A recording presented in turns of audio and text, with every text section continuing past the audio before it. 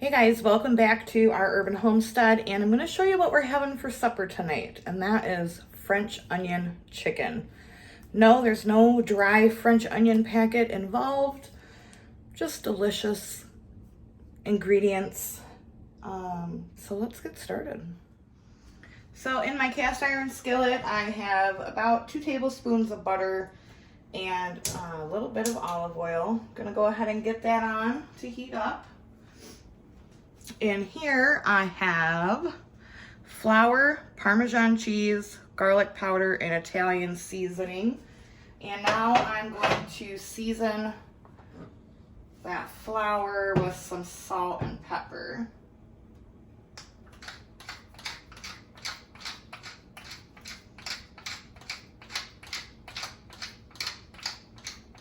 This recipe was given to me by my sister Missy.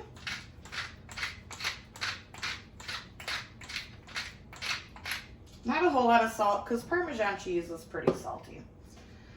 Then we're gonna mix this together. I'm using chicken thighs. You can certainly use whatever cut of chicken you wish. I am using chicken thighs because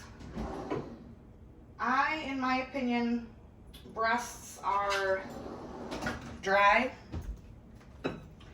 and also very expensive. So chicken thighs it is. Like I said, I typically don't like the chicken breast. I like thighs. So we're just gonna mix this all together. Of course, we're going to make a mess because I just cleaned my floors. Why not?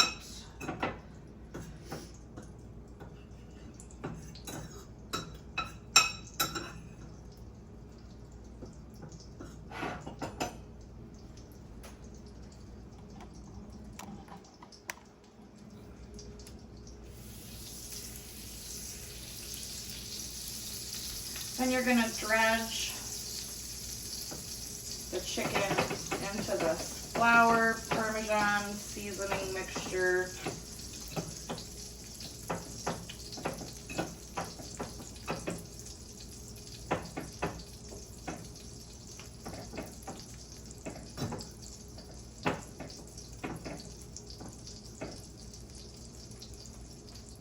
Place it into the pan.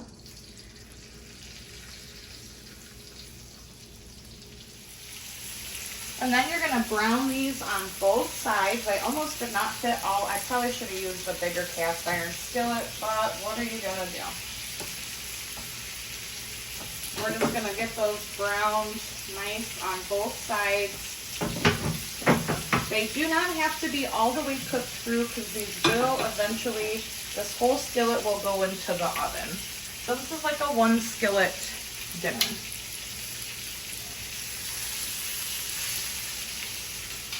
Just want to make sure you get a nice golden crust on the outside of your chicken. So now that our chicken is nice and browned on both sides, turn the heat down for just a moment. I'm going to put these on a plate, tench them with foil, and set them aside while we work on the rest. Now we need to caramelize some onions, but before I add the onions, you want to scrape up all of that delicious flavor from the chicken from the bottom of your pan.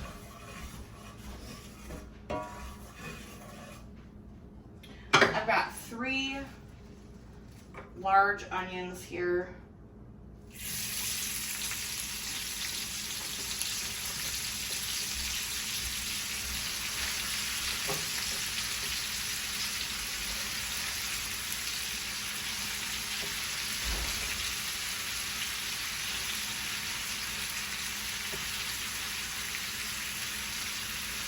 And these need to caramelize. So, well, you know, welcome to the Hot Mess Express, everyone.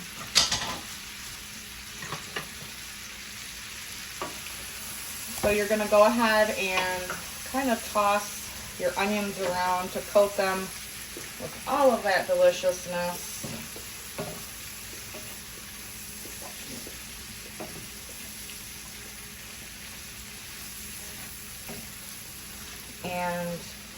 The caramelization process can take up to about 30 minutes.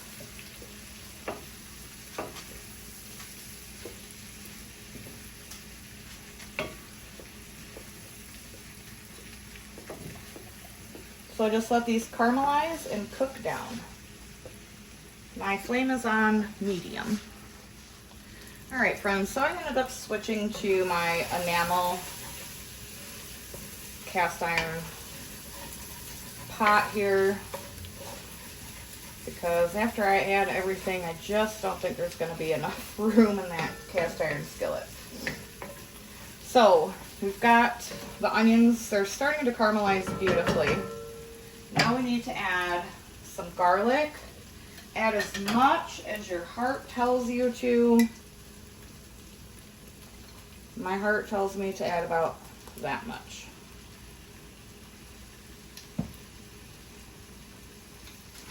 Some low sodium soy sauce.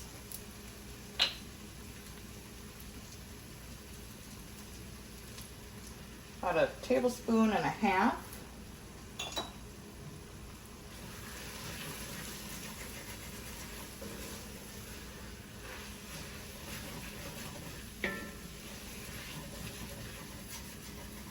Now I'm going to deglaze the pan with some white wine. You want to use a dry white wine like a Pinot Grigio or a Sauvignon Blanc. Can you see all those? No, you can't. So we want to get all of this delicious brown flavor off the bottom of the pot, and that's what deglazing it is going to do. You can certainly do this with chicken stock. The wine definitely adds a depth of flavor, and you cook all the alcohol out of it. About half a cup.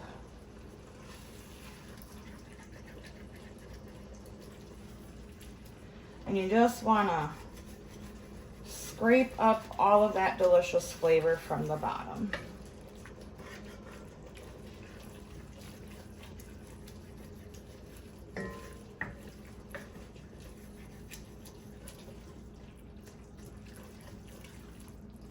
All right, I'm gonna let this cook for about 5 minutes. All right, it was almost 3/4 a cup of wine. That's just the chef's portion right there.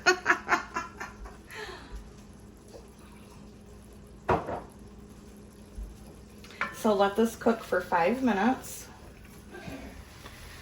So now that wine is cooked off, I'm gonna add, so the recipe calls for thyme. I'm all out of thyme. So I'm just gonna add a little pinch of oregano. I need to start some more thyme in that indoor garden station thingy.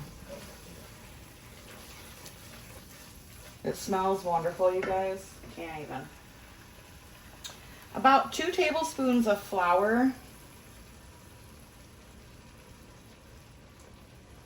I'm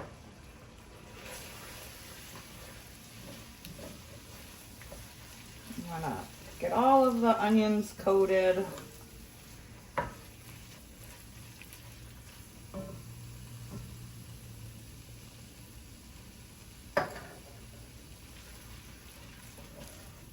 And you're gonna let this cook for about 2 minutes just to get that, you know, raw flour taste out of it. I know I said this was a 1-pan thing, but if I would have started in this to begin with, it would be. What are you gonna do? I don't know, you guys.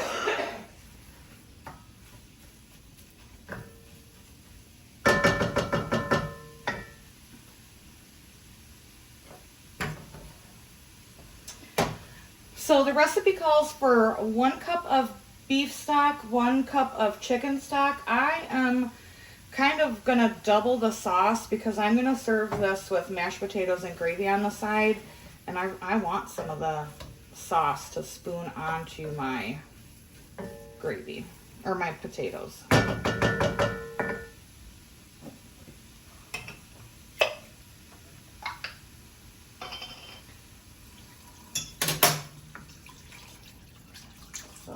beef.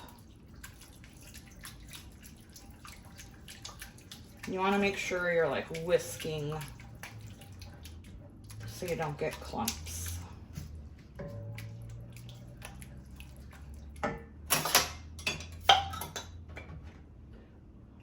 Chicken stock.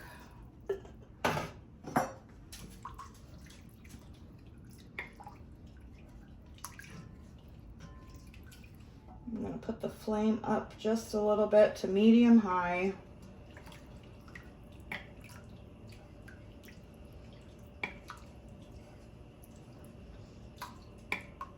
And then it calls for a bouillon cube, which I don't have, but I do have some dry beef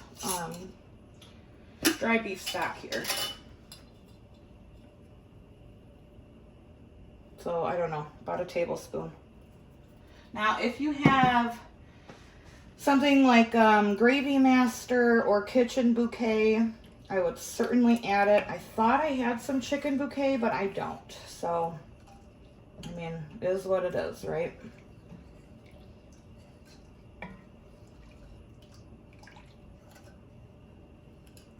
I'm going to bring this up to a boil. Let this sauce thicken. I think I'm actually going to taste it right now before it thickens, just to see if it really needs anything.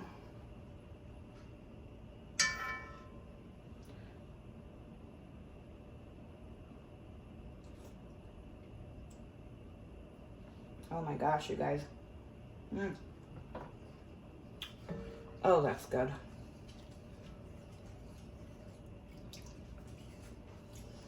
It might need a little bit of salt, but I'm going to hold off on that until this comes to a boil and thickens. So the sauce is starting to simmer and starting to thicken up. Gonna nuzzle these chicken thighs in there and make sure you empty all of that delicious, juicy flavor goodness in there.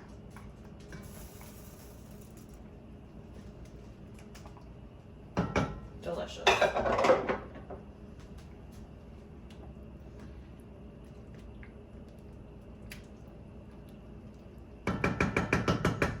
And this is just gonna simmer on low. Covered but not all the way for about 20 minutes. So I did take some of the gravy or sauce mixture out just to have on the side for mashed potatoes. Now the recipe actually does call for mozzarella cheese. That's what I have here. I mean, you can certainly elevate this with like a Gruyere or, you know, Swiss, provolone, whatever your little heart desires. So we're gonna cover just the chicken with this mozzarella. Turn the heat off. Cover it till it's warm and melty. So the lid's been sitting on it for, I don't know, about 5-7 minutes. Let's see. Oh yeah, that looks good. You can certainly put this in your oven at this stage if you want to like get that nice golden brown bubbly action going on. But this will not fit in my oven. That's why I originally had wanted to do it with the cast iron, but you know, I don't know how to cook for just 2 people apparently. And I'm just garnishing it with some parsley to give it a little bit of green. I'm gonna go ahead and get the rest of dinner done, and I will show you the plate and we'll give it a taste. So here is the plate, guys. I was gonna do green beans on the side, but quite honestly, I've done a lot today, and I mean, it is what it is. So we are gonna have April give it the old taste test because I know you guys have been asking for the April num num num. There she is, Miss America. I don't know the rest of the words of the song. I don't either. I've been smelling this for hours. It smells so good. Mm-hmm. Is it nice and tender? It like literally is falling apart. Oh yeah. I don't even need a knife. That's juicy, baby.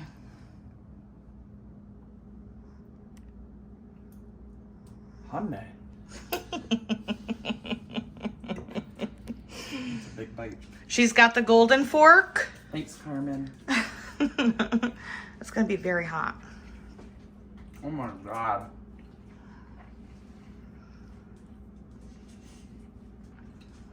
That chicken is so tender. And it literally tastes like French onion soup in a fork. Mm-hmm. Deliciousness.